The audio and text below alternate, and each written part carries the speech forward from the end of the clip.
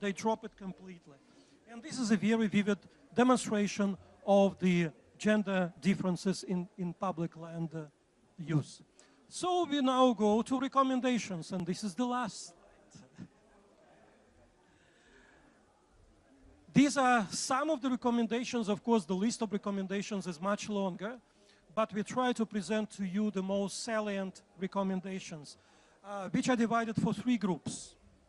It's political leaders, municipal administration, and it's civil society and the public sector. For political leaders, we believe it is very important to champion the issue of public land and public space. They should become champions. It should be on their agenda. Whenever they go and meet with their electorate, they should talk about public land. Whenever they see that something wrong is happening, some mismanagement is happening, they should speak up. They should speak against it. It's like, you know, changing your mentality. And this is the key recommendation. There must be regular public meetings and consultations to sensitize the public about effective public land management, but also integrate the gender aspects of public land use in municipal planning and municipal public land management. With municipal administration,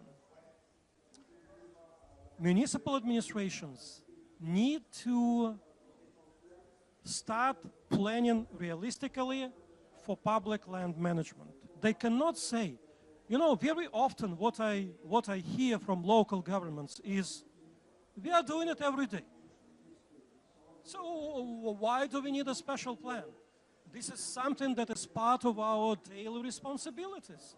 You know, don't force us to do new things. It's not a new thing. It's an issue of a coherent and systematic approach to public land management, a strategy and an action plan. Surveys, registration, and titling of all public lands, public land registers, is something that in many cases is missing and that needs to be urgently addressed and completed. Land-based taxation and land value capture must be given much more serious attention than now. And to address the gender aspects, we recommend that municipal administrations institute safety reviews and evaluations for all public spaces with an emphasis on the results for women. Now, talking about civil society and the private sector, I hope my presentation did not sound too alarmist to you, because I probably overemphasized the dangerous trends. But this is because we are concerned about dangerous threats. But there are also some very good examples that our study mentions of the engagement of civil society organizations and the private sector in public land management. There are very interesting collective schemes where the society, neighborhood societies, for example, take care of the public space in the vicinity of their neighborhood.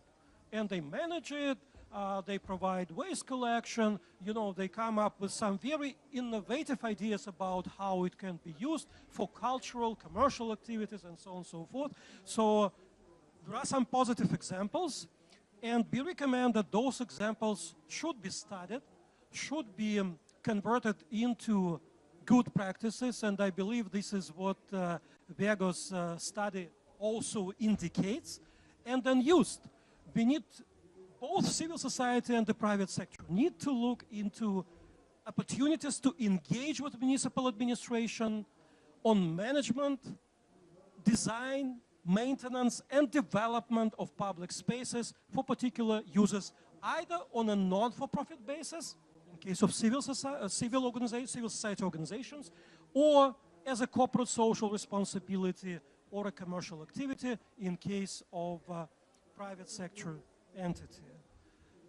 Thank you so much for your attention. This is our study, and I'm very happy to present it to you today. Thank you so much, Dimitri. An incredible multifaceted study on the experiences of 2 secondary cities in Uganda. And just, it's amazing what one can draw and also generalize from these 2 cases. When I started the session, I said the public land is an asset that you can capitalize upon. After that presentation, it seems like it's a resource that is, you know, a threat to depletion. It's actually something that requires attention before it's too late, and then this asset becomes a dying resource and for local governments not to capitalize upon. Thank you very much for that. Please note down your questions. We will have the opportunity to ask questions, to also share other experiences on that issue afterwards. But now I would like to give the floor to Jenna, who's presenting also a study, a part of the program, but from a different point of view. And this time we focus down on public space. Thank you. Thank you. So hi everyone, good morning. I'm Jenna Harvey from WeGo. That stands for Women in Informal Employment Globalizing and Organizing. We're a global research action policy network. Just quick, is the translation okay? Yeah. We're a global network focused on securing livelihoods for informal workers through research, through development of statistics, and also through direct support to informal workers organizations in cities across the world in negotiating with local governments for more inclusive policy and practice. So this year we embarked on the Public Space for All project with support from the Joint Work Program. The idea with this project was to go through our global knowledge base, consult with our members, and try to find out what are the good practices in the inclusive management of public space, and what are the negative practices? What are the trends that we're seeing, and what can we advise local authorities to do to adopt a more inclusive approach? So we did consultations in 5 cities with many stakeholders, including government officials, informal workers organizations, and ultimately we created 3 resources: a discussion paper, a worker education material for street vendors, and a toolkit for city authorities. And so today I'll be speaking to some of the lessons that are in that toolkit for city authorities. So who are informal workers in public space? Street vendors, waste pickers, transport workers, artisans, shoe shiners, and head porters are just a few examples. There's many occupational groups working in public space. And for these workers, public space is a productive asset. That is, it is critical for earning a livelihood. For example, street vendors need public space to sell their goods. Waste pickers need public space for collection routes. They also need it for storage and sorting of waste, and for multiple other uses. So regulated access to public space for these workers is critical. So a bit on size and contributions of the informal workforce. This year, the ILO came up with new global estimates that, frankly, are really just show the volume, the magnitude of informal work across the world. It's incredible that 61% of total employment in the world is informal employment. So the majority of workers in the world are informal workers. That's 2 billion workers. And informal employment represents 44% of urban employment, so almost half of work in cities. Regionally, in sub-Saharan Africa, 89% of total employment is informal employment. So although incomes in the informal economy are low, their contributions significantly contribute to the GDP, but they can contribute to cities in multiple other ways.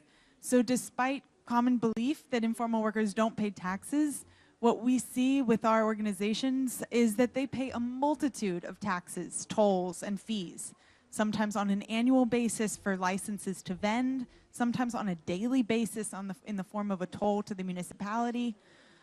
They also pay VAT tax on their purchases. They have linkages to formal firms, so they generate demand for the products of formal enterprises. And finally, the informal economy provides a source of employment for many workers in cities who otherwise would not have employment. There's a growing body of evidence, particularly in Southern Africa, that informal work contributes to food security. We know that informal workers provide accessible and affordable goods and services in convenient locations, and a large part of the customer base of informal workers is lower income households. And finally, informal workers contribute to the vibrancy of cities. So what do I want to say by this is that many informal workers are preserving cultural traditions that may have been around for centuries, with certain types of street food, artisan work. They engage in work that is attractive to tourists. For example, I'm thinking of mariachi musicians in Mexico City. And so they create dynamic, vibrant street life. And ironically, although we hear in many of the cities where we work, they're trying to aspire to a world-class city status. In many of the so-called world-class cities of the global north, city governments are actually trying to figure out how to create the kind of vibrant street commerce that you see in many of the cities of the global south. And finally, just to say, informal work can also increase safety in cities. Eyes on the street. It was a street vendor who thwarted a bombing in Times Square of New York, and I think it was 2010. However, the positive contributions of informal workers to cities are mediated by how city governments approach in the management of informal work in public space. And despite these contributions, misconceptions about informal workers, that they are criminal, that they're dirty, that they cause congestion, often block action for change. So something that we say a lot is that we need a mindset shift that starts to put aside some of those misconceptions and look instead at the positive contributions of informal workers to cities. So just quickly, regulated access to public space isn't just something that WeGo is saying. And Renee alluded to this earlier. This is enshrined in multiple international instruments, especially in recent years. So there's an SDG that calls for universal access to safe, inclusive, and accessible public space. It's enshrined in ILO Recommendation 204 on the transition to the formal economy, and in the new urban agenda is an explicit call for regulated access to public space. So there's a growing global consensus that this is critical for inclusive and equitable cities.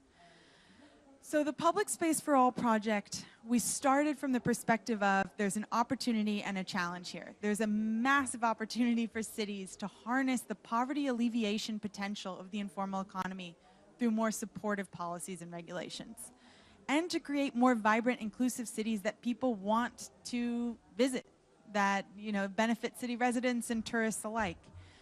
But we also recognize that there's a huge challenge for city authorities in mediating competing claims on public space, of which there are many.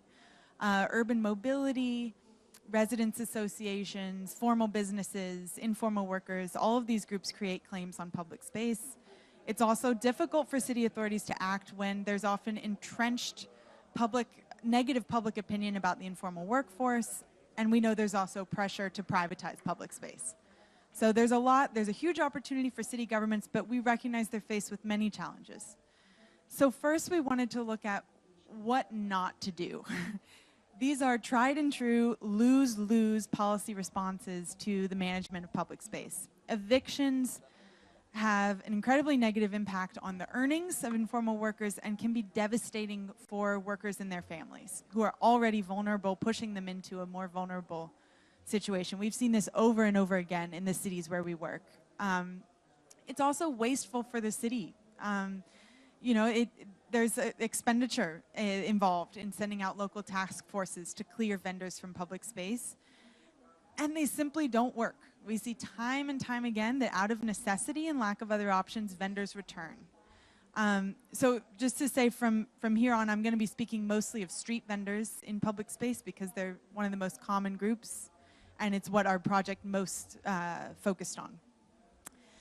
So yeah, we see street vendors return after evictions, and we see a negative impact on the local economy. Consumers suffer. For example, in the case of Bangkok, where there's been a massive eviction campaign, it started to lose its status as a world-renowned street food destination, which could eventually have an impact on tourists. traffic to Bangkok. So there's multiple implications for the local economy. Other exclusionary practices like confiscations, harassment, we see this in all of the cities where we work, and we see that they do nothing but increase the vulnerability of workers, and they're often unlawful. So in South Africa, a few years ago, a street vendor in Durban, John Mekwana, took the city government to court for the confiscation of his goods, and he won. So many of these practices are against the law and not good practice. And then finally, implementing changes without consultation. We've seen city governments, often with good intentions, create temporary structures in peripheral areas where street vendors could be relocated. And unless these are designed in consultation with vendors, they don't work. So vendors need to be consulted to make sure that any changes are incorporating their unique needs. So what does an agenda for inclusion look like? So we've organized this around 3 areas. First, building an evidence base for inclusive planning. Then once you know what you're dealing with, pursuing the creation of a regulatory framework through a participatory process. And finally, institutionalizing participation to ensure the effectiveness and sustainability of any framework that attempts to manage informal work in public space. Okay, so first, building an evidence base for and with informal workers. Nationally representative statistics are useful in showing trends over time. However, we know they can often be difficult to come by. And for local planning, what's really critical is street vendor censuses and surveys that can guide local policies and plans through showing the number and location of vendors and what the priority areas are for intervention.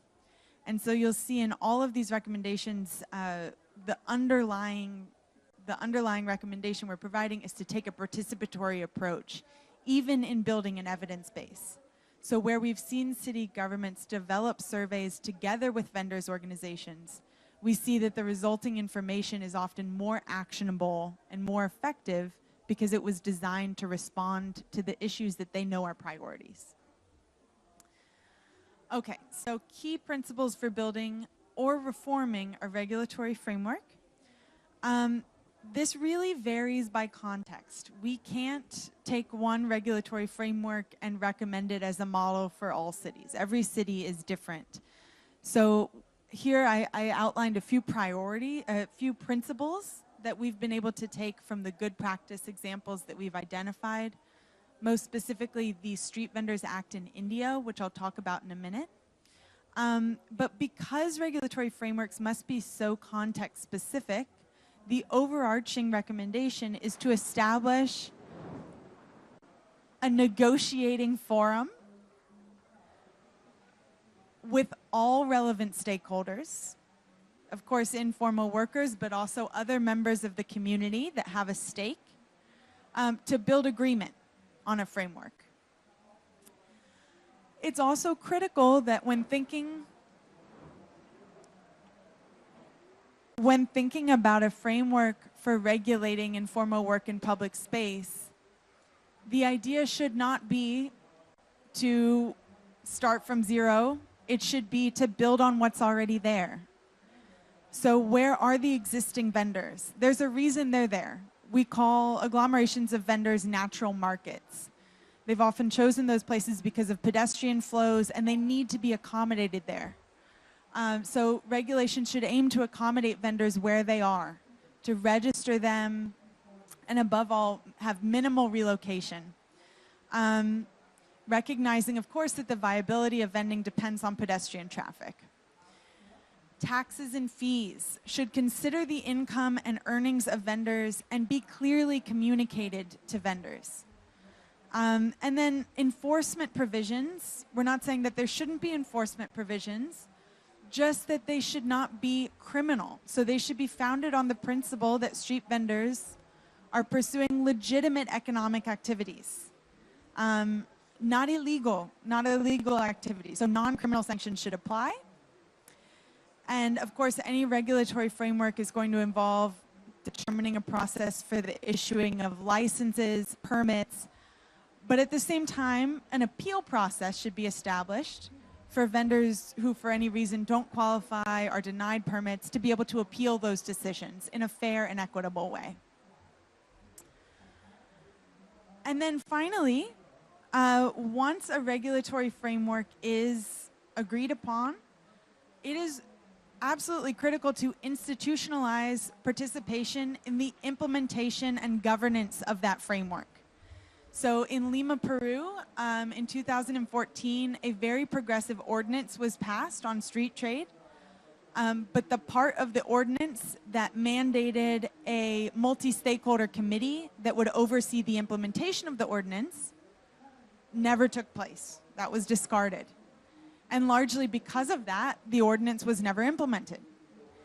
So multi-stakeholder committees, including street vendor representatives, community representatives, government representatives, are critical to ensure the ongoing implementation of what is agreed upon, and also to mediate appeals and dispute resolution. These are dynamic processes. So committees like this can respond to changes in the environment and make modifications as necessary in a negotiated way. We know that many government entities are often in charge of street vending management, and so multi-stakeholder committees are one way to bring them together and to foster collaboration and coordination between them. They're also a critical way to create buy-in and accountability with all of the actors involved. Of course, they should be representative and not just advisory bodies. We recommend that these be empowered with a clear mandate, clear decision-making authority. And yeah, so we are convinced from what we've seen that this is critical for the sustainability of any model that seeks to regulate the use of public space. Additional supportive measures, our colleague mentioned this in his presentation, services are needed. Sanitation, waste collection, drainage, lighting in areas where vendors work to make those areas more safe and for pedestrians and vendors alike.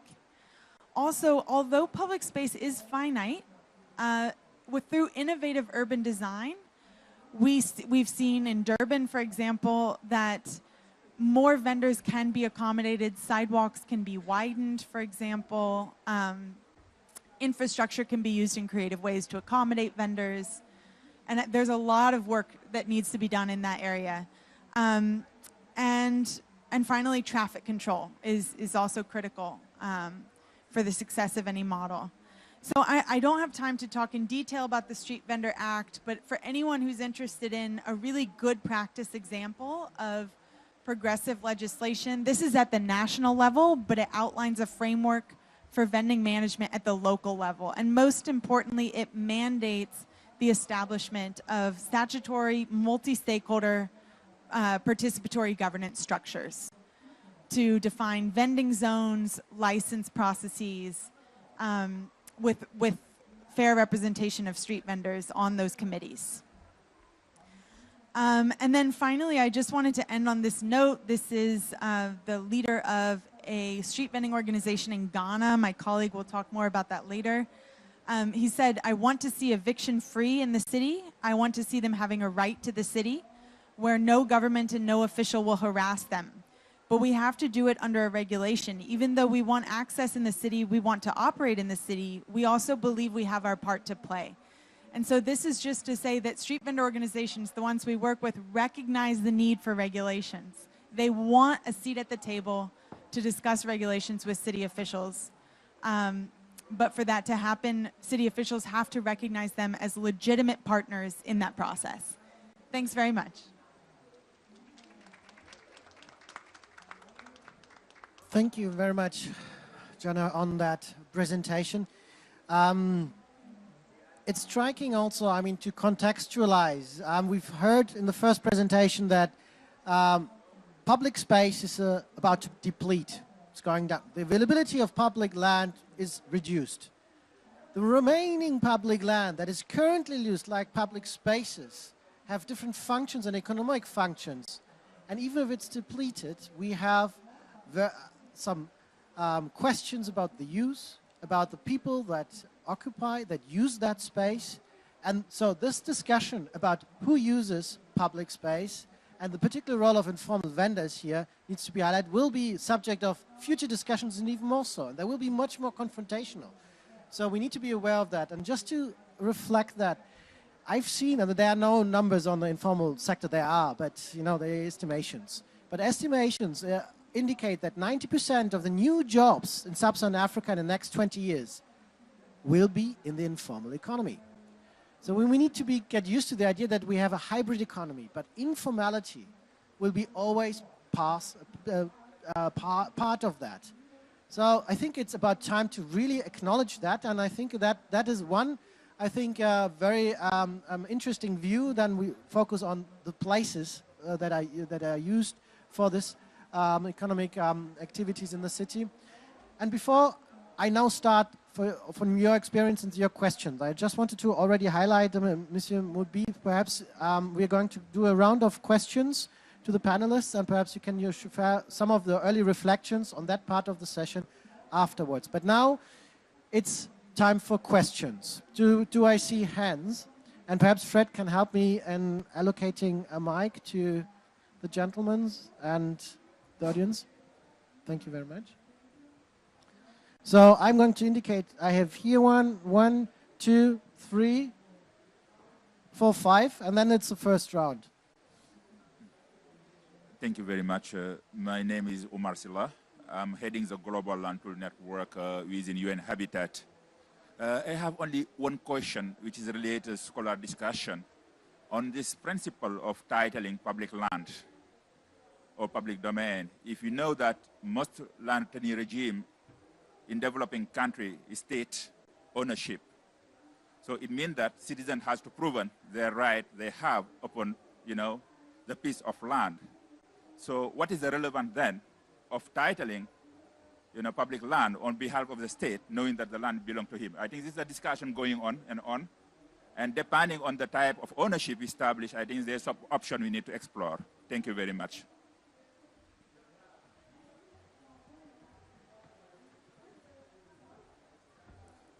Thank you very much. I have a comment as well as a question. First of all, my name is Latif Sholibo. I'm the General Manager for Lagos State Urban Renewal Agency. Listening to the two presentations, one of the first things that came to my mind has to do with the issue of principle of urban planning. You know, in a very good plan, there are certain mandated elements, especially there are 7 mandated elements of a good plan, which could address most of the issues that are here. However, there's some other elements that will come in a plan, which you can use according to each region or areas. For example, all the informal settlement and the informal economic activities in some of the developing nations. There could be an element that will be developed for this kind to address all these issues. And fundamentally, you know, if you address most of this plan from the beginning, I mean, if you address most of these issues from the beginning through your elements of the plan, you will not run into all these problems. For example, when you think about the elements of a plan, it is through this element that you develop the policies and programs, and from those policies and programs comes the regulations that will govern all these issues that we are talking about. So I think what most of the developing countries should do now, apart from going through a basic good plan with all those mandated elements, they should develop their own cultural elements that will come into the plan that will address issues that you have raised in both presentations. For example, the preservation element of a good plan will address the public open spaces as well as what do you call it, the public lands. If you are able to address all those, you should be able to develop a very good policies and program as well as regulation that will address most of the issues, so it will be formally addressed. And then the other one has to do with the cultural element. And this will vary from each country to country, depending on what your culture is. Look how people are making their livings. It is very, very important that we have to recognize and work with informal economic sectors of all these developing countries, thereby developing regulation, and then do a very good line use distribution and analysis so that you'll be able to develop a better regulation to address all this. Thank you. Thank you very much. So the question was first on the land titling here is the role of planning. I had 5. I can't, for the first round, it's only those 5 that I had. I had the lady here, the Mr., and someone in the second row.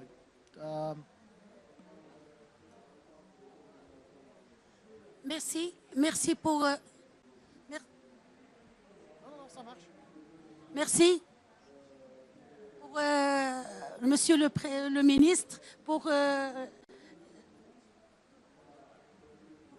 tout le monde. Si on parle de l'espace ouvert, on parle même dans le monde rural où on a un obstacle, un grand obstacle des terres communes et des terres des domaines qu'on ne peut pas faire quelque chose, sont pas réglés et on ne peut pas faire grand-chose. Pour les marchands ambulants aussi, on doit vraiment penser pour faire des magasins, des gros magasins, mais qui ne sont pas très loin, qui sont bien. Comme ça, on règle le problème des marchands ambulants et leur satisfaire. Et merci beaucoup. Thank you very much for that question. We have the gentleman over here and this gentleman in the second row, and then we close the first round. Bonjour tout le monde. Permettez-moi d'abord de présenter la bienvenue à tous les étrangers qui sont venus au Maroc. Je reproche une chose à la commission organisatrice, c'est celle qui n'a pas fait l'arabe dans la traduction. Donc, c'est un problème qui m'a fait rappeler celui qui touche le monde entier. En l'occurrence, c'est la ville qui se sont nées ou bien construites dans des conditions très difficiles. Mais j'ai fait partie d'une commission en 2002 qui a visité le Maroc en 2002 et bien sûr parce que le Maroc fait partie aussi. Donc, le monde entier a trouvé une solution assez civile, mais notre problème actuel, c'est les constructions dans l'anarchie. Faute de quoi, il faut le chercher. Donc, il faut trouver d'abord l'origine de ce problème. Donc, ce sont des constructions qui sont faites depuis des décennies et qui sont restées dépourvues de tout service élémentaire, à savoir l'eau, l'électricité, l'assainissement, et qui ont touché même le domaine public. Donc, les communes se sont trouvées dans des conditions très critiques. Qu'est-ce qu'ils peuvent faire dans des plans d'aménagement? Est-ce que dévier les routes qui sont déjà occupées par des citoyens? Comment faut faire? Il faut trouver l'origine du problème. Parce que le médecin, le médecin doit faire un bilan pour trouver d'abord quelle est la maladie, la source de la maladie, pour pouvoir lui donner, pour pouvoir donner au patient les médicaments adéquats à cette maladie. Donc, il faut trouver l'origine, il faut chercher l'origine de ce problème. Parce que nous voulons améliorer le secteur d'enseignement, le secteur de la santé, mais il faut d'abord chercher la stabilité des citoyens. Les citoyens doivent être stables chez lui, doivent avoir toutes les conditions, comme tout le monde. On doit avoir l'équitabilité dans tous les secteurs, dans tous les moyens. Donc,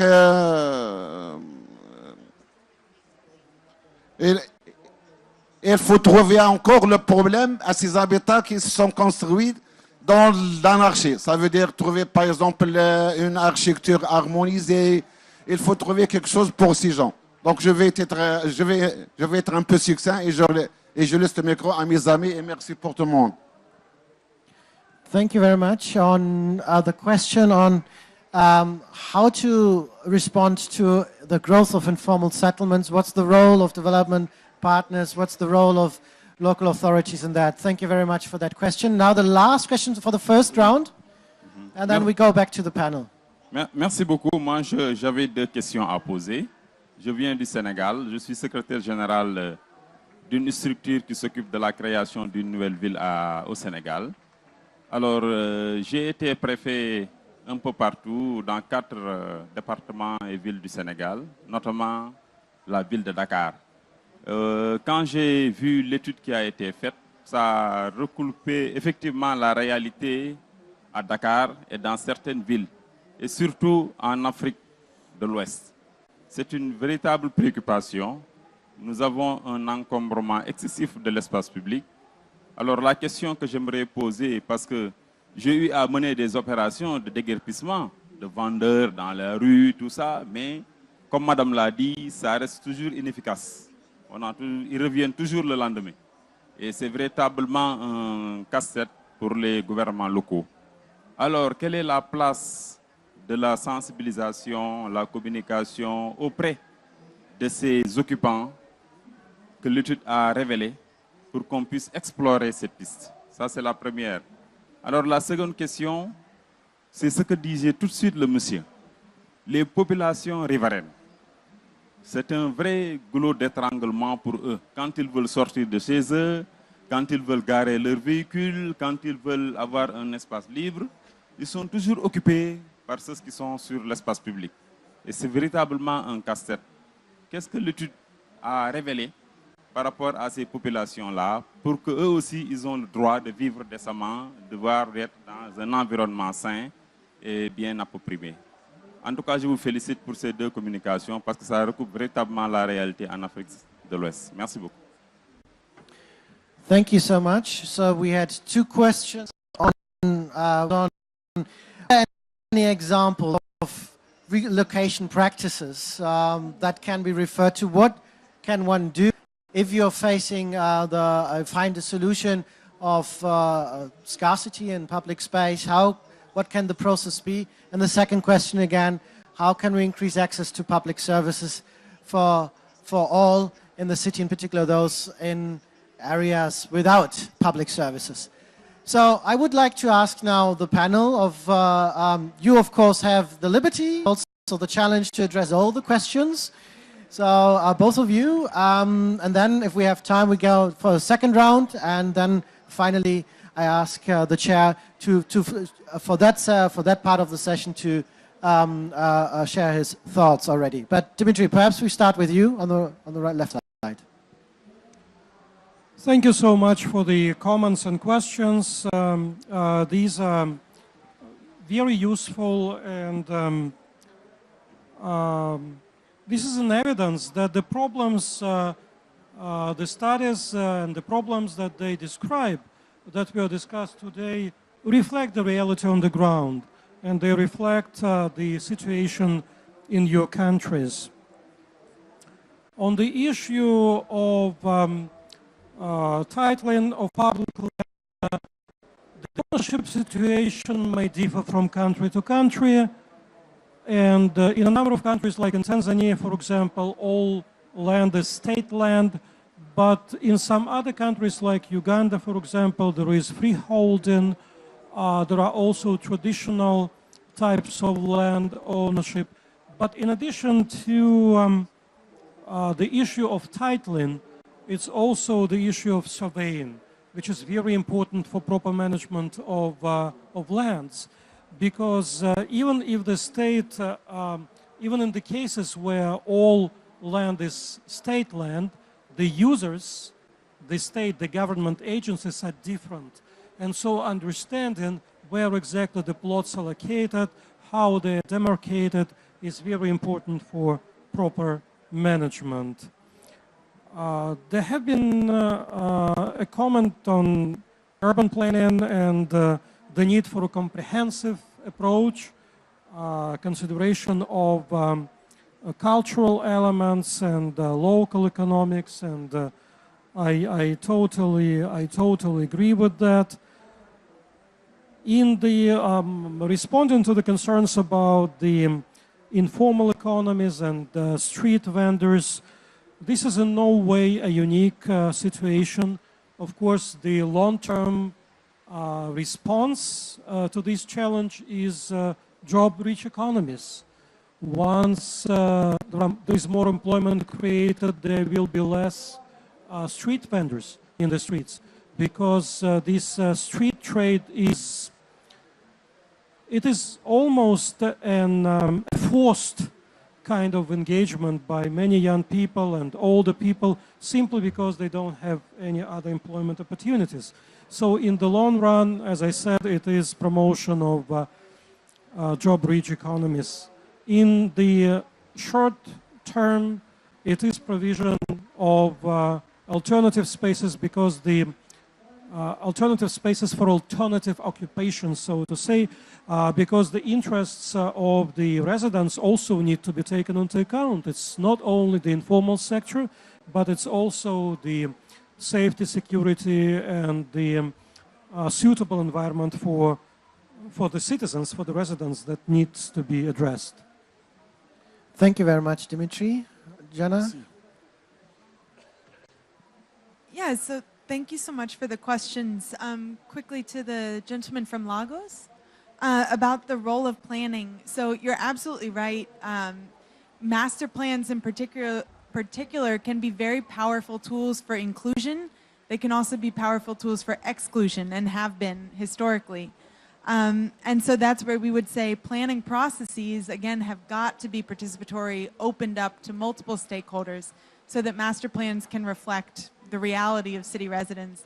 We're actually engaged in an effort.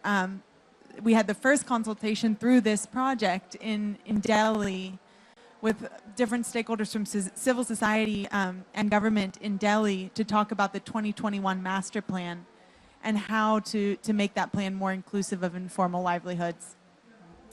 And then also just to say, cities are dynamic and the informal sector is dynamic. And so even when you have a good plan and you have consensus around a plan, you do need a mechanism to respond to change. And that's where I keep coming back to the institutional multi-stakeholder committee for ongoing governance of the management of public space.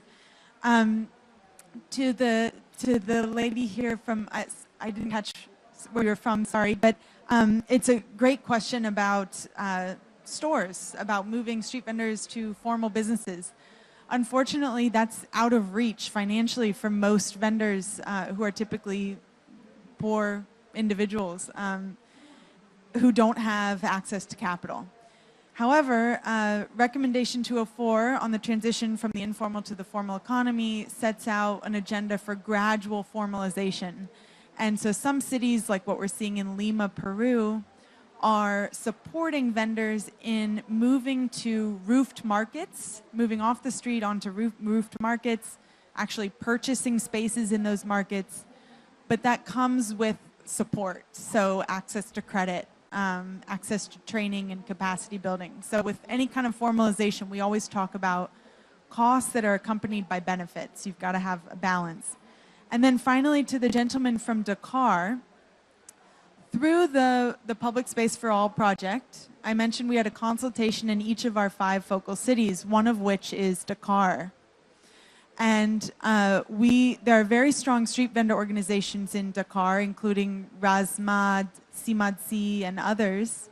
We work with the leaders of those organizations, and we've been hearing from them that under decentralization, there's now sort of a confusing and complex governance landscape. and they're not sure who the interlocutor is or should be for discussing the use of public space. And so we held this consultation to try to address government authorities about the need for dialogue and the opportunity that decentralization could present for dialogue at the local level, at the level of the commune. So the overall message was there are these challenges in Dakar with decentralization, but let's take advantage of the opportunities for very local level governance and sustained dialogue about the management of public space to prevent evictions, but also to address the concerns that the city government has. So my colleague from Dakar was supposed to be here today and unfortunately couldn't make it, but I'd love to put you in touch with him. Thank you. Thank you very much for that first round of questions. We will have a second round, not now, because of the lack of time, but we will have now a final word for this round of discussion, for the presentations by Monsieur Moudi. Afterwards, we will invite a new set of panelists. They are going to share their experiences as well, and we will then open up again. But first of all, so we've heard a number of different aspects. What are your thoughts on combining? What are the future challenges that we can, if we think about a concerted efforts to, let's say, more sustainable public land management, what could be the way forward for us? Merci beaucoup. Ce qu'on doit retenir à partir de cette première partie de discussion, soit au niveau des exposés, au niveau des questions, c'est qu'il y a 3 paragraphes qui s'imposent. Le premier, c'est comment rationaliser l'espace d'une manière générale. Ce n'est pas seulement lié parce que l'espace, il est ce qu'il est, il est fixe, alors que son exploitation, je dirais, le diminue de jour en jour. Et ce n'est pas seulement lié à la démographie, mais surtout lié à la rationalisation de l'usage de ces espaces-là. Donc, comment rendre l'usage et l'exploitation de ces espaces légitimes? Ce n'est qu'à travers des lois qui peuvent rationaliser, orienter et mettre les règles très très claires pour l'exploitation de ces espaces-là. La première des choses. La deuxième des choses qui a été soulevée, c'est la construction anarchique sur des terrains ce sont des constructions, ce ne sont même pas des, je dirais, des actions qu'on peut enlever facilement. Ce sont des constructions. Et c'est là la différence entre l'occupation de l'espace par des constructions et l'occupation de l'espace par des marchands ambulants. Les marchands ambulants, on peut les faire bouger, on peut les recaser ailleurs, mais les constructions, comme ça a été dit, elles sont là, il faut les légitimer. Troisième point, ce sont les marchands ambulants. On découvre ensemble que c'est un phénomène mondial, il n'est pas lié à un pays par rapport à un autre.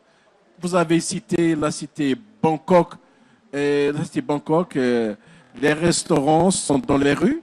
Ce n'est pas seulement les gens qui vendent des sandales ou quelque chose comme ça, mais ce sont des restaurants établis dans des rues. Et c'était un grand problème. Il y a à Libreville, à Dakar, à Lima, partout au monde. Au Maroc aussi, il y a ces marchands ambulants, mais c'est surtout lié à des raisons, on dirait, liées au développement. Les gens n'ont pas d'emploi. C'est une activité illégale, mais il est légitime. Ils vendent des sandales. La vente des sandales n'est pas défendue. Mais le lieu où ils la vendent, c'est là le problème. Et ce n'est pas seulement une question de gêner la circulation ou d'occuper les espaces d'une manière environnementale, mais surtout aussi, ils gênent l'économie parce que les autres marchands qui sont là, qui paient leurs impôts d'une manière légale, en voyant ces marchands ambulants étaler leurs marchandises dans la rue, ils ne paient pas de taxes, eh bien, ils ferment leurs boutiques et ils sortent aussi s'étaler dans les espaces. Ce sont des choses à retenir, mais je crois qu'on doit conclure à la fin de ce panel quelles sont les mesures à prendre pour pallier à ces problèmes-là. Donc, on passe tout de suite à la deuxième partie de ce panel-là avec les intervenants. Et je m'excuse pour nos amis qui ont souhaité intervenir sur cette première partie. Je ne sais pas si on peut faire une exception pour donner à notre grand député et président d'une grande commission avec quelqu'un d'autre pour s'étaler sur cette question et passer. Thank you very much for that roundup. Merci beaucoup. That's incredibly very good to say that you refer to legitimacy. The legitimacy of public space has different, I think, actors. So there are very legitimate actors in public spaces, and what we need to think about is how, I think, a common practice, how a common regulatory framework, a common practice of local decision-making can be made to make public spaces accessible for all that are legitimate. I grant you the 2 questions, but then we need to, because I'm the facilitator, keep in time. So I was told by the chair that there are 2 more questions, and I will follow and honor this. But in the sense of time afterwards, I would like to ask also the other panelists who traveled far to join us here, also to share their thoughts. So please indicate. Who are we? 1 question and the second question? No.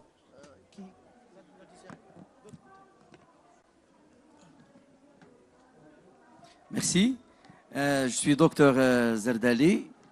Je suis le président d'une commune, la ville d'Ahfir, à l'est du Maroc. Pour partager avec vous l'expérience depuis que je suis maire, c'est le problème des marchands ambulants. Vous savez, chaque maire, je pense que le point pointu que chaque jour, c'est les marchands ambulants. Ce qu'on a fait chez nous, le marchand ambulant, vous êtes entre l'enclume et le marteau l'enclume. Et il y a la population, les citoyens, qui chaque fois ils sont chez vous à la mairie pour réclamer. Il y a beaucoup de marchands ambulants, c'est pas propre, on crie. Et devant vous, vous avez des marchands ambulants qui sont pères de famille. Et ils gagnent 5 euros ou 6 euros par jour. Ils ont des enfants à nourrir et une famille à nourrir également. Donc chez nous, à la ville d'Ahfir, avec l'initiation nationale de développement humain, l'INDH, donc on a construit, c'est fini, un petit souk, un petit marché qui va abriter 64 marchands ambulants. Et on est en train également, toujours dans le même cadre de l'INDH, de construire un grand marché qui va abriter 365 marchands ambulants. Je pense qu'avec ça, on va résoudre le problème, mais en fait, la résolution ou le problème, c'est dans le même sens, ce qu'a dit le monsieur, c'est de chercher des boulots, de chercher un travail pour ces gens. Merci. Thank you very much for sharing that practice of creating market space to create a safe environment for street vendors. I think these are practices also being found in other places. Can you indicate the second question, or that was it? Do you want to respond quickly on this one, and then we close the first part, yeah? So just to respond quickly to a few of the comments, we recognize that it's a real challenge, and you just acknowledged this. So there are multiple claims on public space, and there are multiple visions for the city. And our #1 message is always create jobs. So we do want job-rich economies, as Dimitri said. But when there are not enough jobs, we recognize that street vendors are legitimate economic actors who are trying to pursue a livelihood. And just to quickly respond to a few things, we also know that often formal businesses will say that street vendors take away from their business, but we've also seen evidence that through an agglomeration effect, vendors can actually draw customers to formal businesses as well. And as far as the creation of markets, that's a wonderful response, especially always, when it's done in collaboration with street vendor representatives to ensure that the design of those markets and the location of those markets is responsive to their needs. Thank you very much. Dimitri, do you want to share some final thoughts on that round? You will have the end, also the opportunity to continue. No? You're fine? Okay. So thank you very much for that first round. Can I please ask, give you a round of applause? Thank you very much. Can I please ask the presenters to sit down, join the audience? And I'm very honored to invite now to the panel Mr. Marco Camilla. He's the UN Habitat Coordinator of the Urban Economy and Finance branch, and also a very active member of the Cities Alliance joint work program and joining our campaign in Kenya. Marco, can you please join us? Then we have Pumla Nadaba. She's an LED advisor of the Commonwealth Local Government Forum. Please join us on the panel. And then we do have Ms. Dorcas Ansar, Accra Focal Point from the WIGO network as well. Thank you very much for joining us today. So again, these are all members of the Cities Alliance. These are members in this thematic field of public services. What advice can we give exactly to mayors and decision makers in secondary cities that have to face these concrete issues? I'm just realizing I'm missing another panelist. Do we have Francis over here? No, we don't. It's a real pity. We had the town clerk of the municipality of Gulu over here with us. And Dimitri, if you can spot him. There he is. Welcome. Please join us on the panel. So let's start with Marco. We've heard today listening to two presentations. I know that UN Habitat in particular is working with municipalities to also look at their local finances and how they can generate also local revenues, how in their assistance. How is your approach when you're listening and react to these presentations? How does it translate into increasing local revenues for local municipalities?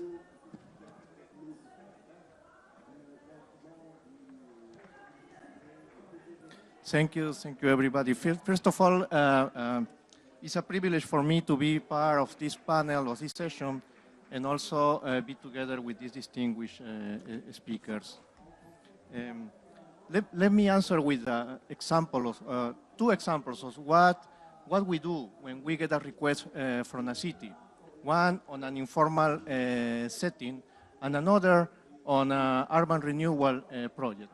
And these are typical approach that we have when we provide services to cities. We have extensive work with informal settlements in all over Africa, but also in the developing world. And the first thing we do when we work in an informal settlement is to establish a one-stop youth center. So we identify a place, a physical place, where young people can get together and discuss planning and discuss vocational training and discuss different activities in order to improve the layout, the design of the informal settlement. And one of the first things that when we ask them what to do is that we ask them to create and to design a public space. And a public space can be anything that goes from a misuse in a number of blocks, or it can be also a small soccer field. And in this creating a soccer field makes people to work together and cooperate, and also makes people to talk with the residents. And it gives also the residents in the informal settlements some guarantee that they won't be evicted. So this is something that, since the UN is already working in the area, there is some guarantee of they will stay there and their rights will be respected. And this is something that is not expensive and can be relatively easily implemented in all informal settlements. The second is when we get a request from a city that is well established, that is formal, and is planning to build like a train station or a bus station, or wants to just to build a public park. And what we do in this case is to provide the design of the neighborhood, and then the design with a certain principles of 40% public space, a certain size of the roads, pedestrian zones, and then if the local government or the central government, in case who is financing this, they decide to implement the project, we can estimate the potential benefits of the project. We can estimate also scenarios, quality scenarios for different projects, and also the future revenues. So these are two things that we are doing.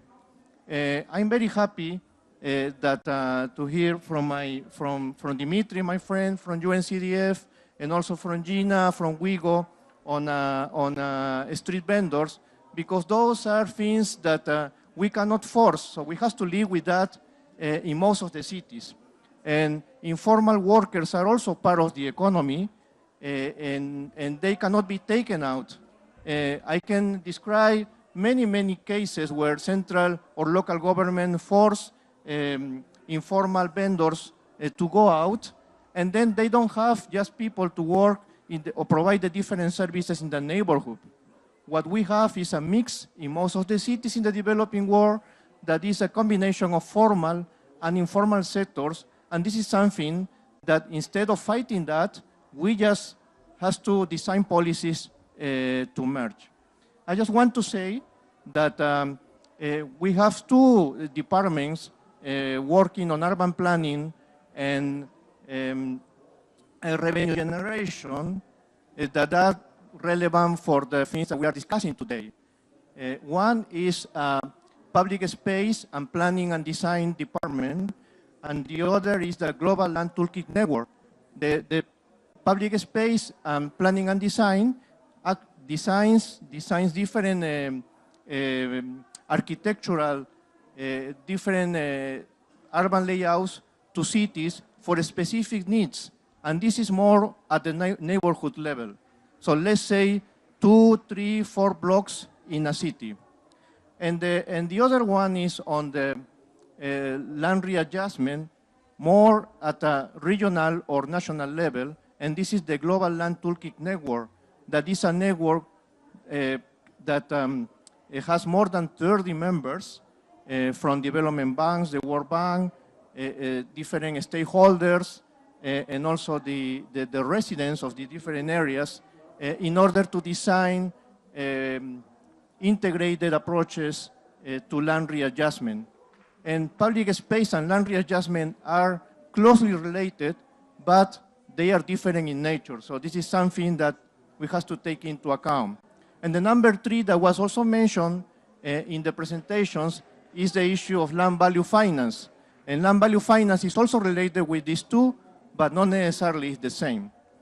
I just came back from India. Last week we have a seminar to discuss land value finance and revenue generation. And some of the things that one of the speakers presented from the Asian Development Bank is that in Metro Manila, just to say an example, the city of Manila, the capital of Philippines, is building a subway network in the city. According to the estimations of how much value will be created, is close to $3.8 billion. And this new generated value has to be captured by the public sector, by the residents, but also by the private sector. Because what they are trying to do is to find private sector solutions instead of developing new sites, but also they are trying to design different mechanisms so the public sector capture part of the new value. So I imagine also in Marrakesh, in Morocco, there are plans to build wholesale markets, bus stations, public parks, and all these things. And this requires a financial analysis in order to understand the different scenarios and also the potential revenues of this project.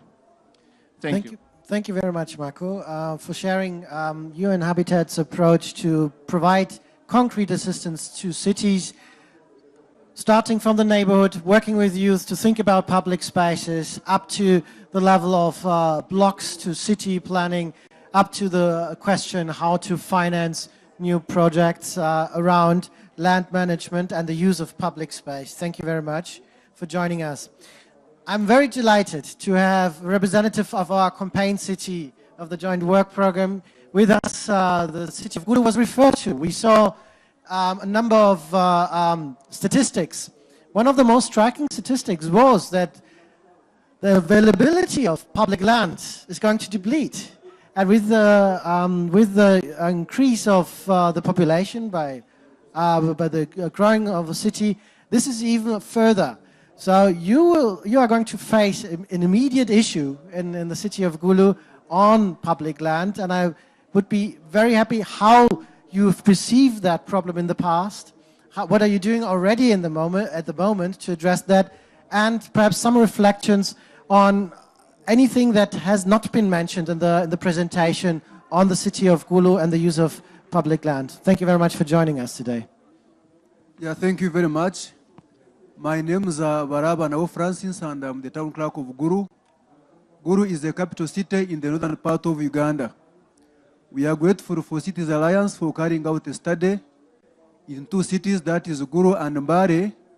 And we are happy that the findings and recommendations of the study is a very big opportunity to the leaders of the municipality and the urban citizenry to ensure that we utilize open space and land to foster economic development in our areas.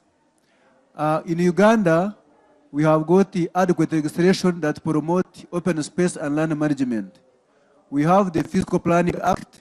We even have now the urban policy. And all these laws, they are encouraging the municipalities to make sure that we look for land and be able to have space. So it is the responsibility of the municipalities to make sure that, one, we protect the land, open spaces, we protect them, but not only protecting them, we should be able to plan them because we are the planning authorities.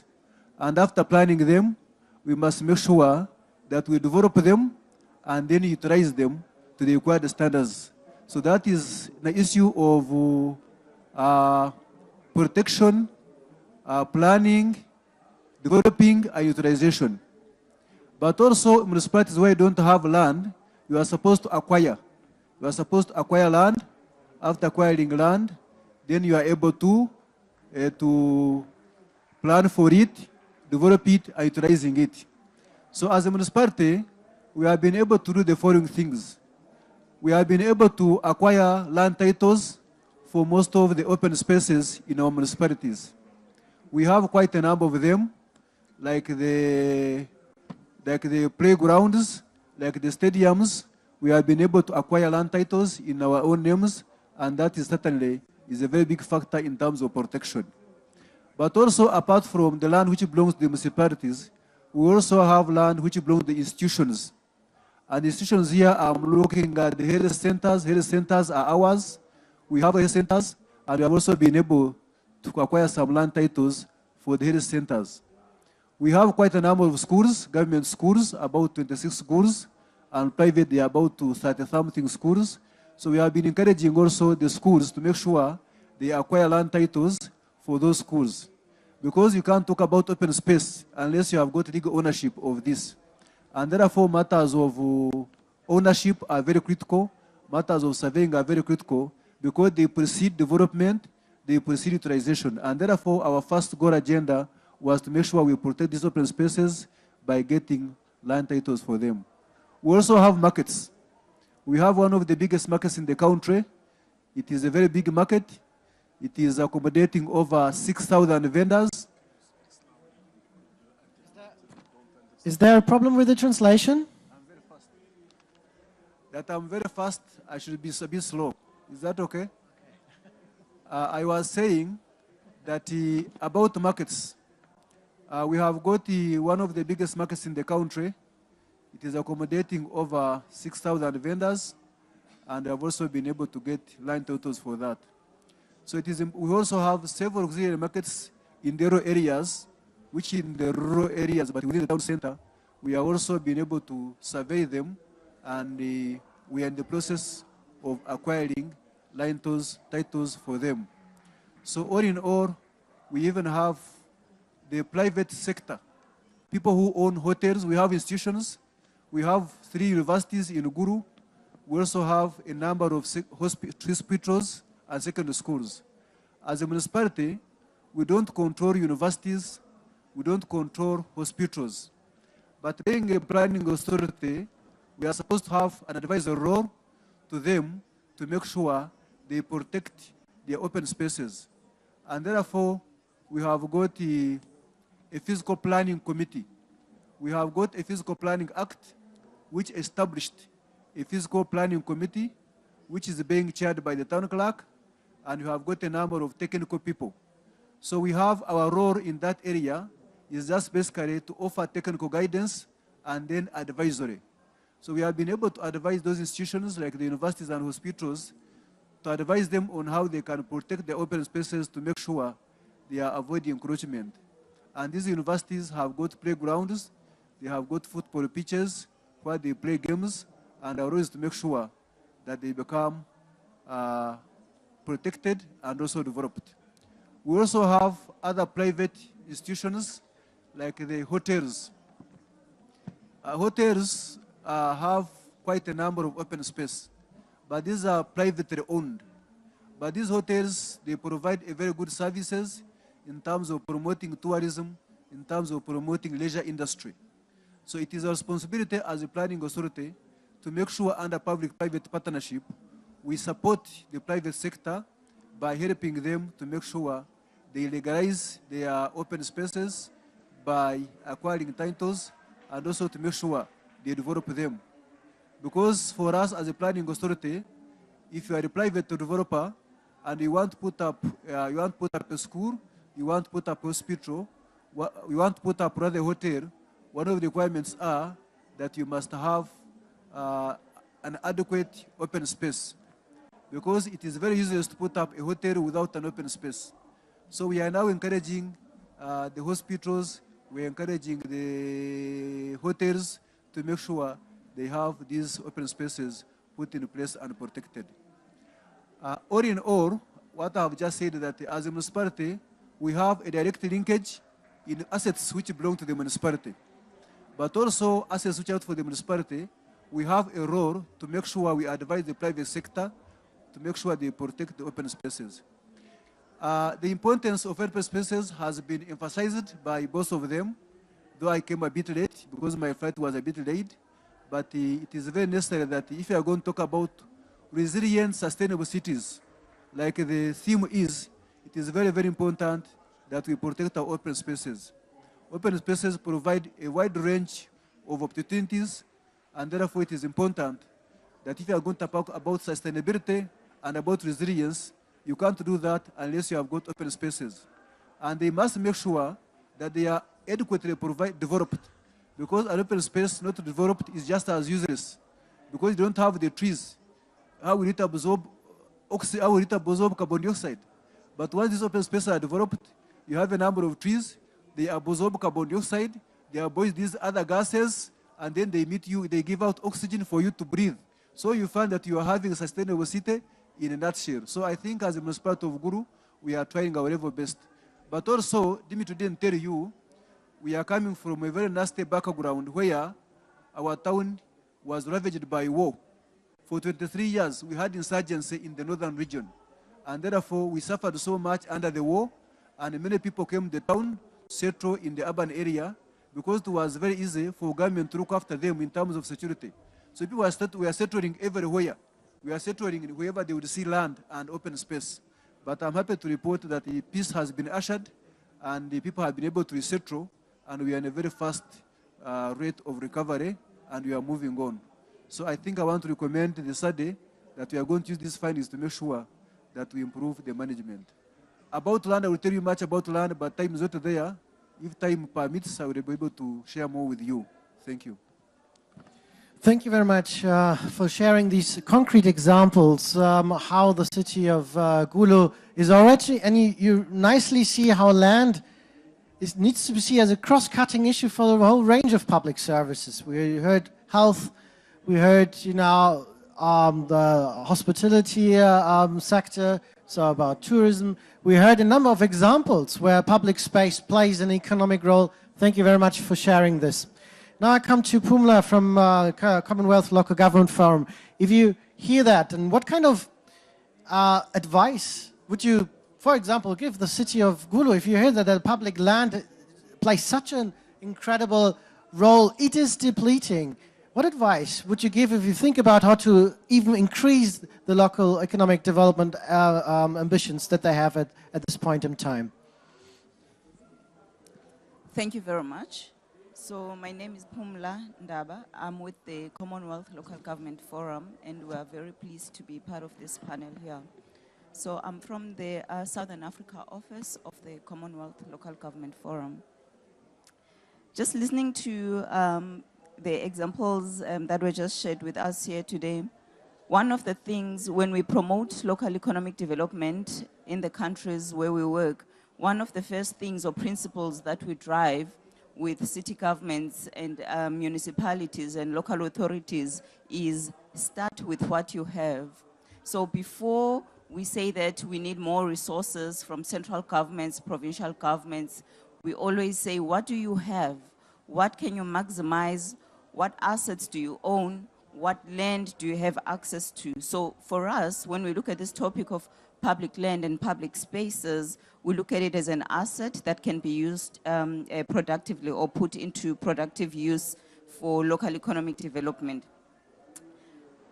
One of the key things, though, is that when we plan for the land, is that we adopt a holistic approach that looks at the people that we are planning for and that we are planning with. We also look at the space that we play around. So, and this is in terms of spatial development planning. We look at the local economy, and the fourth variable, they being looking at the environment as well, meaning the flora and the fauna that we find within.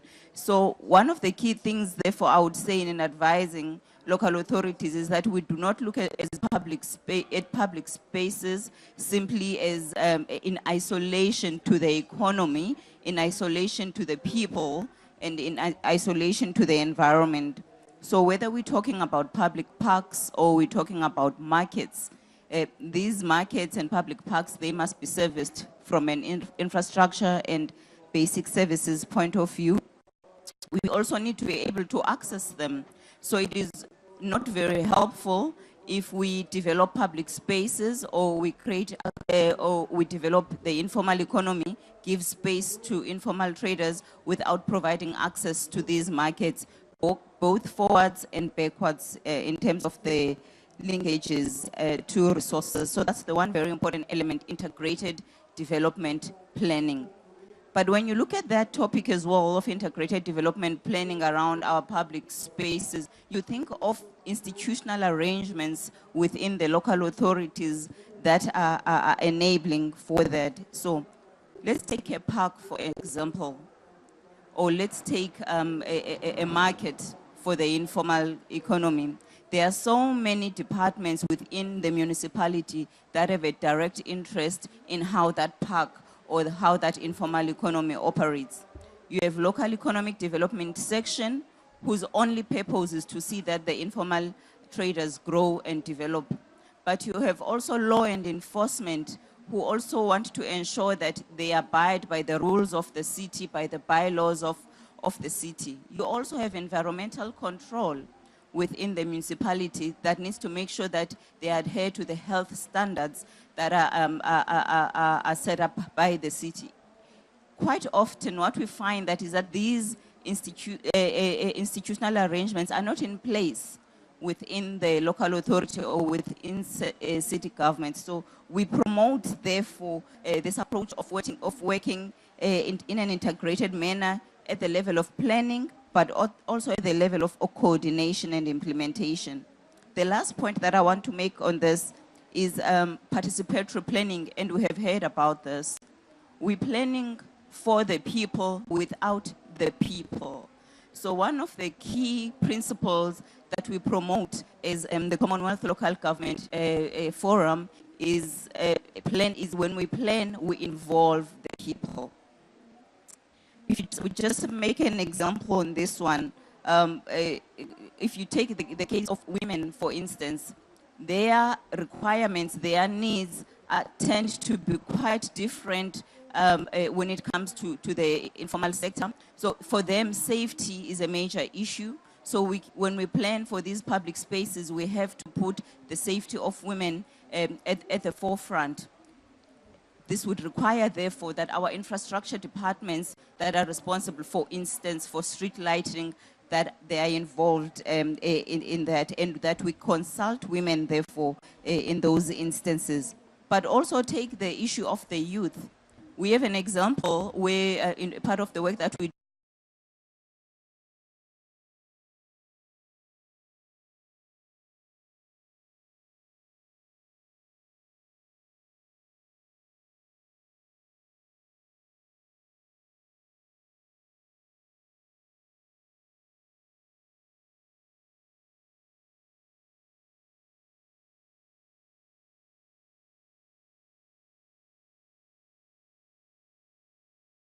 development planning there, and the youth was very clear that there are no recreational facilities to support and promote youth development in that area. Now imagine if we did that planning without youth in the room, we're planning for them without them. So that's just my last point on that is central and fundamental if we are to say we are working for the people. Thank you so much for highlighting the role and referred the role of the youth for as one constituency of the city, in particular related to public space.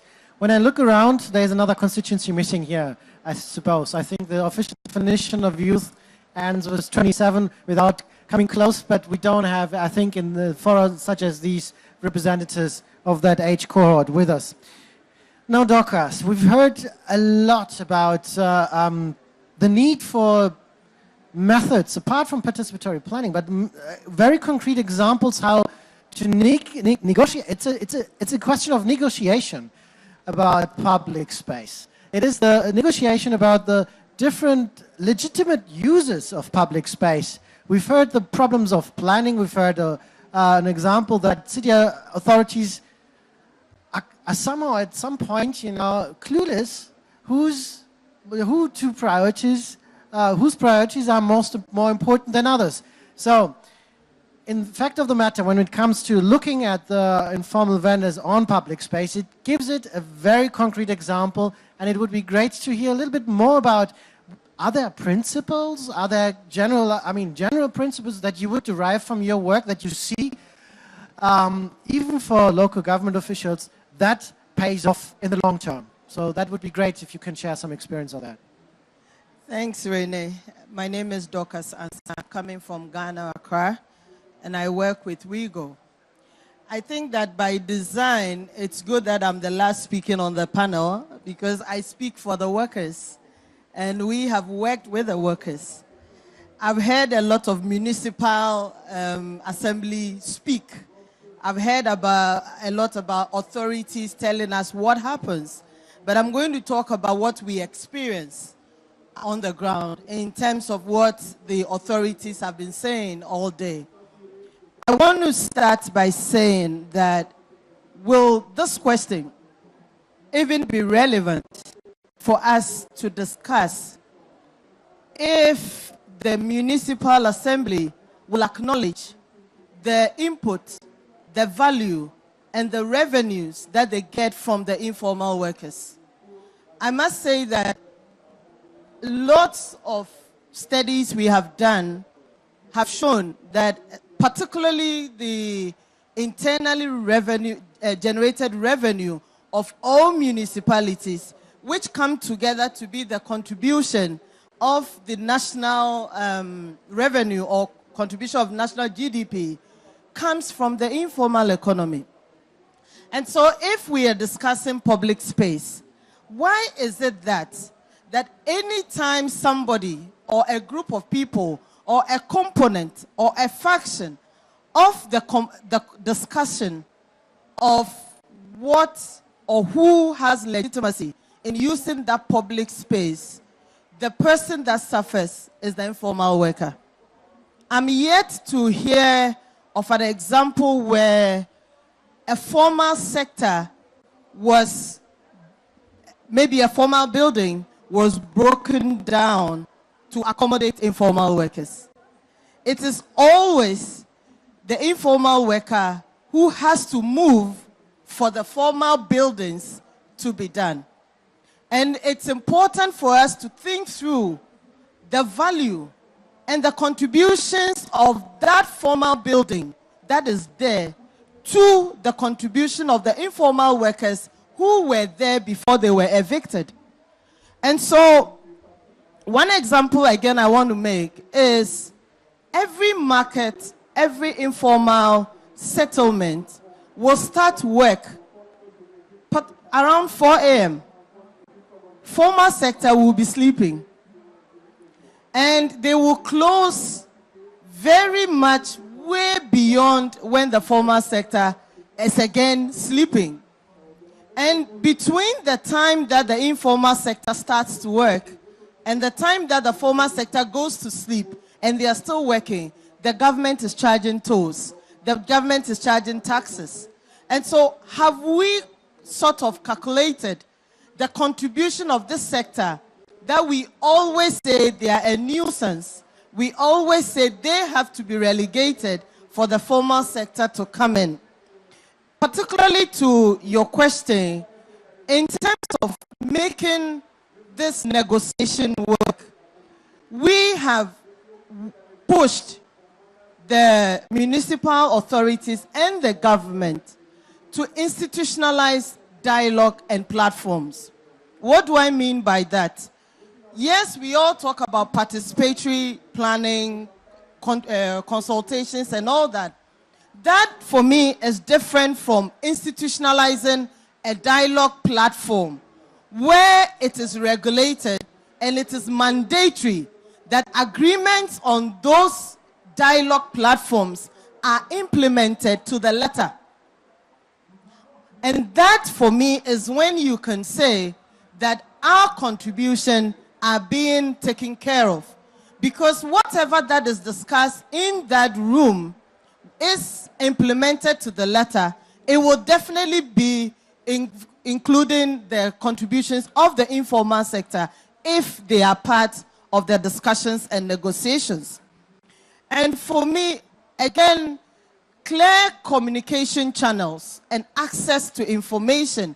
Just before I came here, we organized a administrative law workshop for the sectors that we work in, the vendors, the market vendors, the waste pickers that we work with. And to our surprise, even the legal or the lawyers who did a study to look for the policy frameworks around the informal work before they came to present at the workshop couldn't find some of the information and the legal frameworks that were there. It took external foreign person to tell us that, look, no, this had been amended and there is a new one in 2017 to the surprise of the local lawyers. Can you imagine if the informal worker will have access to that information whatsoever, if it is provided to them? And even if it is provided to them, do they have the capacity to even understand what is in those legal frameworks? Because at the municipal level, you hardly will hear orientation, awareness, knowledge sharing, information sharing. What we normally will hear is ignorance of the law is not an excuse. And so if you don't know that you cannot be here, then you can be evicted. And that is, for me, what is too discouraging for the informal worker. The other thing I will highlight is the integration of the workers in the implementation of the legal frameworks that are promulgated. What do I mean by that? In all the management structures that we have gone through, You will hear the officials saying participatory planning, but do we hear participatory decision making? It's difficult to hear that because normally you are listened to and the decisions are taken for you. So we want to be part of the decision making and not the fact that we are consulted. We want to be there when the 3 key points are made and our contributions are incorporated in those agreements and implemented the way it was said. Then we can say that you are actually listening to us. In terms of institutionalizing this relationship, it can only be meaningful to the parties when we acknowledge the contributions of each, which I've highlighted earlier. And for me, joint responsibility, joint planning, joint implementation is key if we want to address the age-old issue of public space and how it can be managed across the countries and across the world that we've had. Thank you. Thank you so much, Dorcas, for highlighting again the relationship between the informal sector activities to the national, to the local revenue generation. And I can only echo that. In our own engagement with the secondary cities across Africa, you ask how much of your locally generated revenue comes from street vendors, and you will find incredible percentages. You know, they can be up to 80% of locally generated revenues comes from fees from market vendors. So, I mean, there should be a legitimate argument to say this is a pillar of the local economy. You gave examples on how to institutionalize the dialogue. Also, very, very interesting, it's about participatory decision making and not only participatory planning. Now, we are running out of time. I'm so surprised. I actually wanted to shorten the whole session, but it is so lively. So before I gave now a last round of questions, and I only can take, again, 5, I want to pose one question that the organizers of the conferences gave to us. It is, what are the 2 key recommendations that you would pose to the forum as a declaration on, let's say, inclusive public land and space management? So each of the presenters, when you answer the questions that I collate, please share also your 2 key recommendations, what you would suggest to the local firm that we should take on board. Now, Mr. Chair, I will open up for 5 questions and then you will round up at the end. I saw so many hands in the first round. Who forgot the questions or not? So who would like to ask a question? You already had one, right? Let me just reprioritize.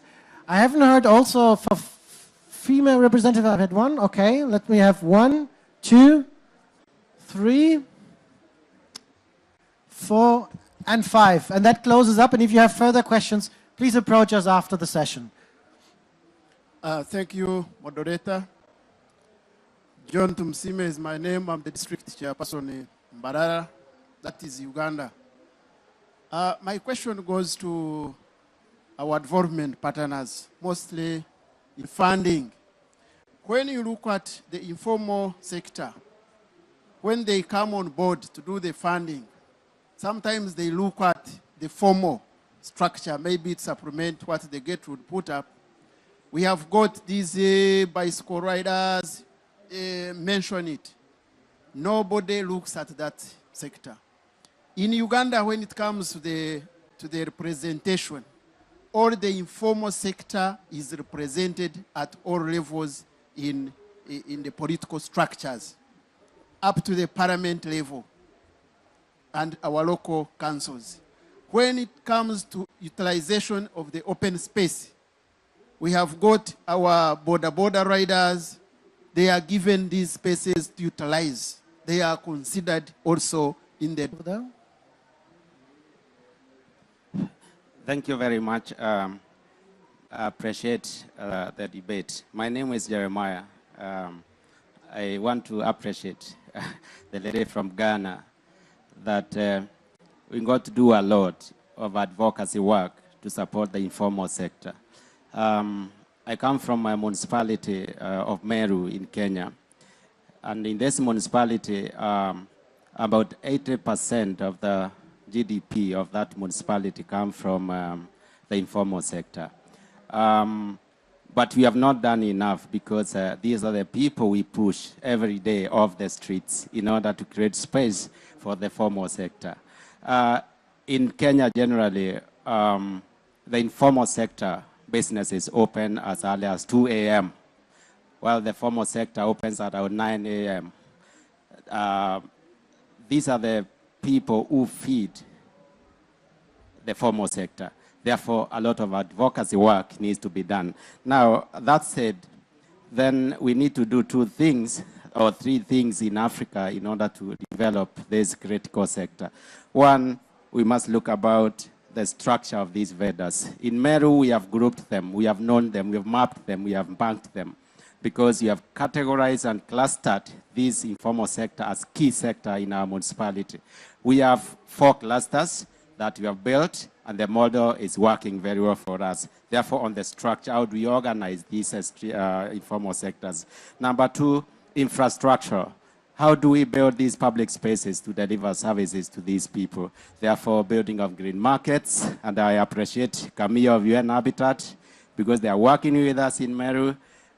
We have the groups of youths that are working in the markets. We have engaged the youth to build the streets or to do the, the low technology paving of streets that lead to the markets and so on. And then number 3, the land banking for the public spaces. We have to know them in order for us to provide that. And then for us to be able to map them, our municipality has created land banks.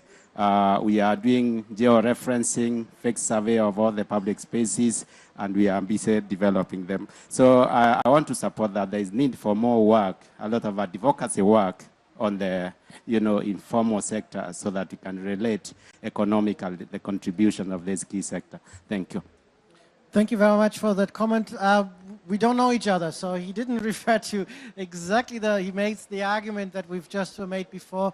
Very concrete example from Kenya, 80% of the local revenues stem from the informal sector. We had another question here and then the last one here. Do I see who was, it was you, yeah? Right, fantastic.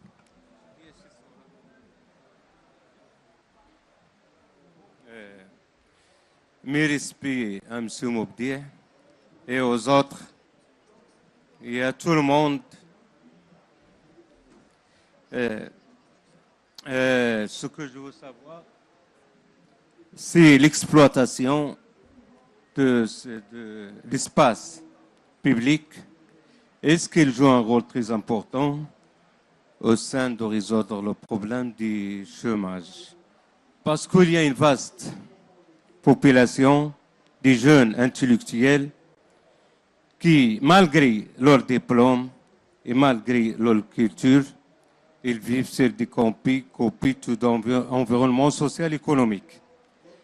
Et ça pose une question, est-ce que la législation et la jurisprudence peuvent jouer un rôle très important pour mettre limite aux résultats négatifs qui mènent à nulle part et qui n'a produit que les mauvaises situations qui se multiplient jour à jour.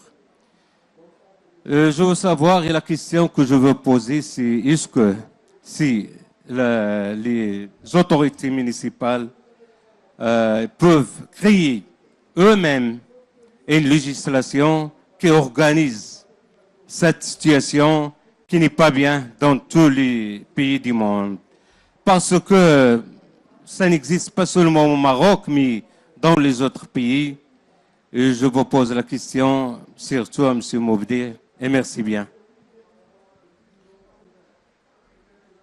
Thank you very much. We will, perhaps he can refer to it in his last statement, summing up.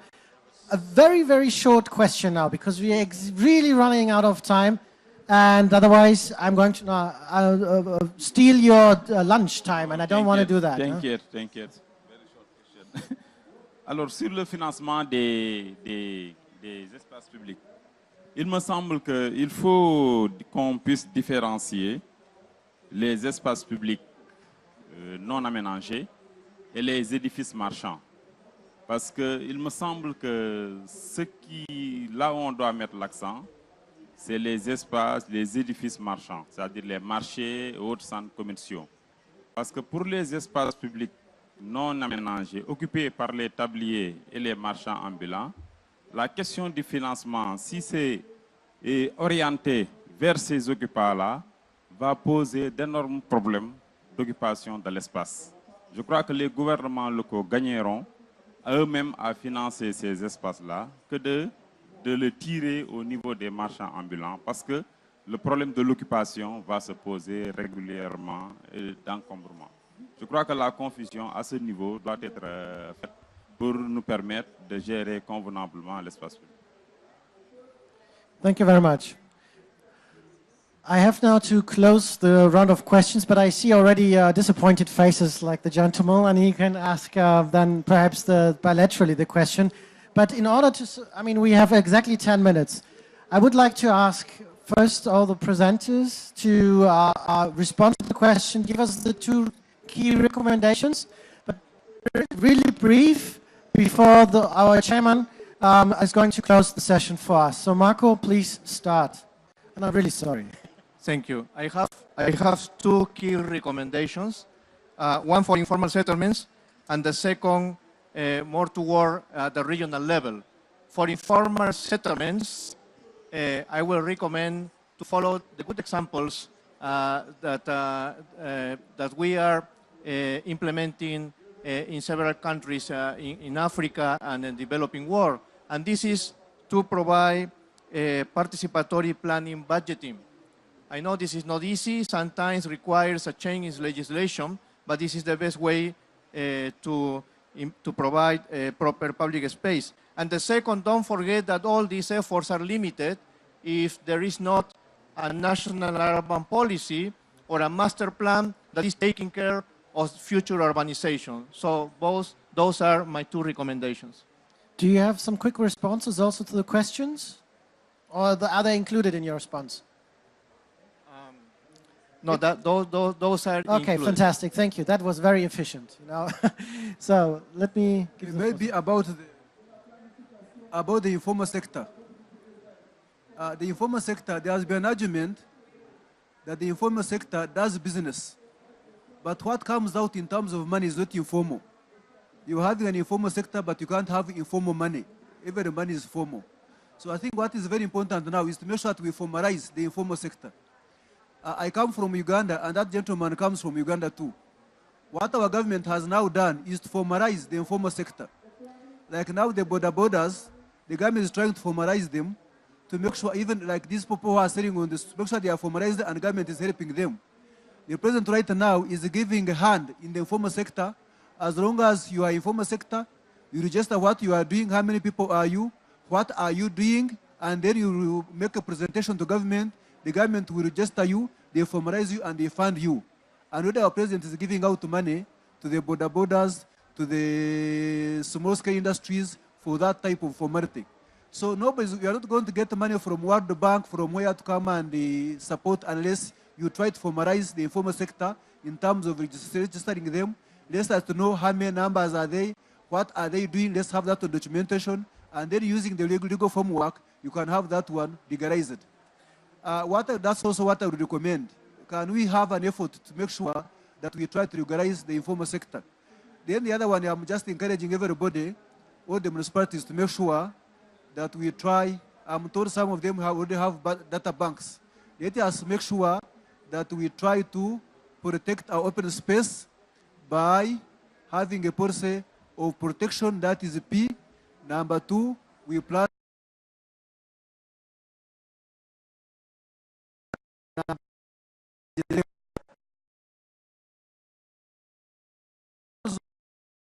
governance is very important that we have to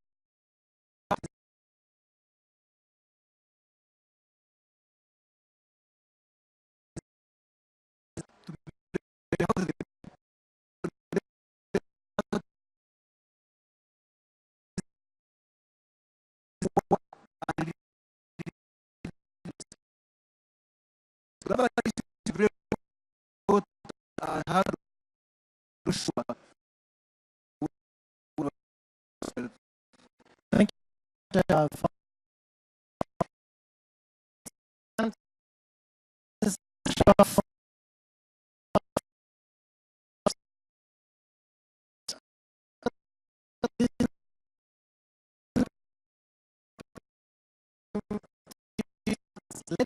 And even understand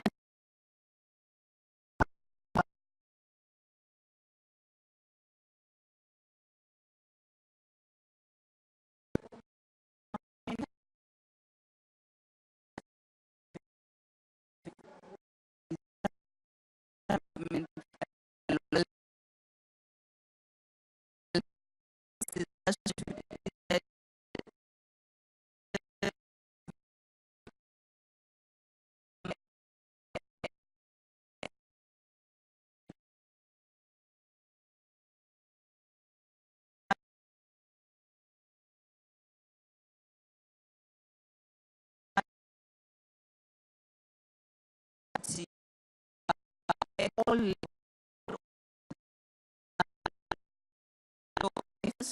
would be individual capacity at the leadership level.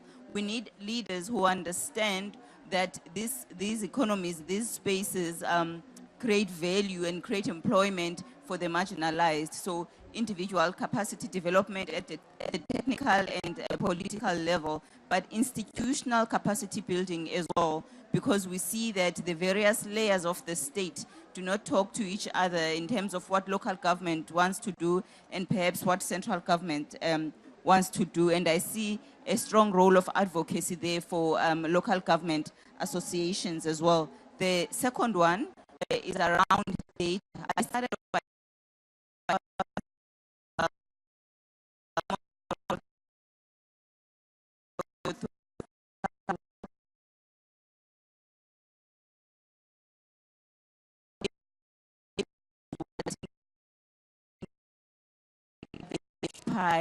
you've got central government, provincial government, you've got state-owned entities, you've got municipalities themselves, and there's confusion as to the various pockets of public spaces that they have as to who owns it. So there's a need to survey these spaces, there's a need to title them, as we've discussed today. Thank you very much. Thank you very much. Dorcas or Jenna? Dorcas, are you? Yeah. Thank you. Even before I go on the recommendation, just a quick comment on formalization of the informal sector. And for us, how we have experienced that process has been the government formalizing the money of the informal sector or informal workers, as in formalizing the taxes, formalizing the revenues they get, formalizing their income. What we want to see as part of the process of formalizing is that provide better spaces, stop evictions, provide adequate facilities at the places that the informal workers work, so that then you have the legitimacy to collect our formalized money. But until then, don't collect our formalized money when it is from the informal work that we do. I hope that is very clear. And so it makes us very nervous when those discussions are held in those contexts. But as part of our recommendation, again, every agreement should be enshrined in law, so that particularly when there are government change, it doesn't change. Because so many times we go to the neck of agreeing with one municipal authority or with one government. There's a government change, and then everything has to start all over again. And so we want policies, clear regulations that will live forever, and also to incorporate the relevance and the needs of the informal workers in those policies. And lastly, like my sister said, to capacitate the institutions that are supposed to implement those legal frameworks, so that we all benefit in the laws and provisions that are there. Thank you. Thank you so much. Incredible to see that Federation of Street Vendors are asking for an active role of national government and national actors to provide legal frameworks for this. this is also a reflection of what is needed to make it work in the long term, and that it goes also beyond the mandate of the local authority. Finally, Dimitri, your 2 quick recommendations. You have 45 seconds. Is this a challenge? No, it's not. So I would suggest political ownership must be established. As we say in our study, the political leaders should take the issue of public space and public land, its planning, its management, its protection, as one of their political priorities and implement it systematically. The second one is specific action by municipal administrations based on, as has been said several times, better data on the public space and land availability. Surveying, demarcation, registering, titling should be moved forward immediately. Thank you so much. Efficient as ever. Mr. Chair, I would like to give you the final words of the session. I'm not asking to wrap up. De l'assistance, on doit retenir, je pense, 2 catégories de préoccupations pour la gestion de l'espace. La première, c'est l'espace global en dehors des villes. En dehors des villes, les carrières, les étalements, les occupations anarchiques, etc. 2, l'espace dans les villes. D'abord, par l'urbanisation, essayons de nous orienter vers les constructions verticales au lieu de s'étaler sur l'horizontale. 2, on s'est beaucoup plus arrêté sur les marchands ambulants comme secteur informel. Je suis d'accord, mais le secteur informel, ce n'est pas seulement les marchands ambulants. Ce sont d'autres marchands, des artisans, des transporteurs qui n'ont rien à voir avec l'espace. Mais puisque nous parlons de l'espace, parlons-en. Aujourd'hui, quels sont les espaces les plus ciblés par les occupants? Ce sont les espaces publics. Ce sont les espaces qui appartiennent à l'État ou bien à des institutions étatiques, soit à la commune ou à l'État ou aux collectivités. Mais les espaces privés, ils sont protégés par leurs propriétaires. Il y a des lois qui les régissent, qui interdisent l'occupation des espaces privés. Et pourquoi on s'oriente directement vers les espaces publics? Parce que celles-ci ne sont pas protégées comme les espaces privés.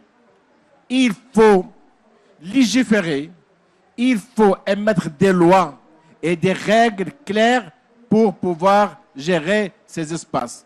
Mais, comme on a dit, soit pour les marchands ambulants ou bien pour les constructions anarchiques, c'est le développement, c'est l'économie, c'est l'emploi. Aujourd'hui, au Maroc, par exemple, nous produisons pratiquement 200 000 jeunes diplômés par an sans emploi. Les universités et les centres de formation et les grandes écoles, ils forment chaque année environ 280 000 jeunes diplômés. Et le marchand ou le marché de l'emploi ne peut leur offrir qu'environ 80 000. Donc les 200 000, où est-ce qu'ils peuvent aller? Ils ne peuvent aller que dans le secteur informel ou être un marchand en bilan. On peut les chasser aujourd'hui, ils reviendront demain. On peut trouver une solution pour 200 000 aujourd'hui, il faut trouver des solutions pour ceux qui vont venir. C'est un dilemme. Il faut que le développement s'installe, il faut encourager l'investissement, il faut faciliter l'accès à ces espaces pour que l'économie et l'emploi puissent résoudre d'une manière implicite ce problème de gestion de l'espace. J'étais très très heureux d'avoir présidé ou d'assister avec vous à cette rencontre. Je remercie les experts, je vous remercie, monsieur l'animateur, et toutes les instances qui ont pu apporter des expériences, soit à l'échelle africaine ou à l'échelle des organismes internationaux, ou encore des communes et des gens qui ont vécu comme nous. Et on découvre aujourd'hui qu'on a pratiquement beaucoup de similitudes dans ces problèmes-là. Nous espérons retrouver des solutions similaires aussi pour tout le monde. Je vous remercie tous de votre participation. Merci.